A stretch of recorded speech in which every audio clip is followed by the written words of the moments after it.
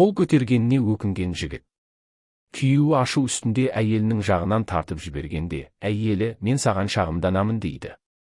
Сонда әлде де болса ашуы тарқамаған күйеуі. Үйден шыға алсаң дейді. Сонда мені есік пен терезені жауып, үйде ұстамақшысың ба? Жоқ, ол мен үшін кедергі бола алмайды. Сонда не істемек ойың бар? Сонда әйелі оның жолын табамын деп жуынатын бөлмеге бет алады. Күйеуі, мынау терезеден қашамын десе керек деп, үйдің сыртынан жуынатын бөлменің жанында күтіп тұрады.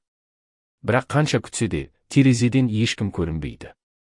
Содан соң бұған не болды деген оймен үйге кіреді. Үйіне кірсе, әйелі дәрет алып, жуынатын бөлмеден шыққан бет екен. Жүзі мен қолынан дәреттің ізі көрініп тұр. Сол сәтте ол, енді не істер екен? Деген күйеуінің бетіне күлімдеп қарап. Мен қазір Алла тағалаға шағымданамын. Ол үшін ешбір есік кедергі бола алмайды дейді де, жай намазды алып, намазға жығылады. Мұны көрген күйеуі үнсіз тұрған жерінде мелшиіп қалады. Әйелі намазын ұзақ оқиды. Әсіресе намаздың сәждесінде ұзақ тұрады. Әйел намаз оқып болған соң, істің мәнін түсінген күйеуі. Сәждеде ерекше көп дұға еттің ғой деймін, дейді. Әйелі бетіне қарап тұрып, байсалдықпен. Сен қалай ойлайсың?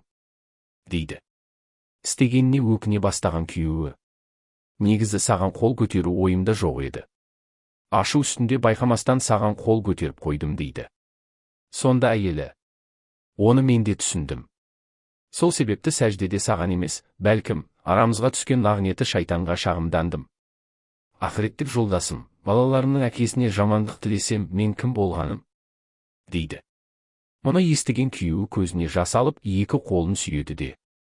Құдай ақы. Осыдан соң саған ешбір жамандық істемеймін деп ант ішеді. Видео қызықты болса, лайк басып тіркелуді ұмытпа. Достарыңа жібер және өзіңнің қызықты оқиғаларыңмен бөліс.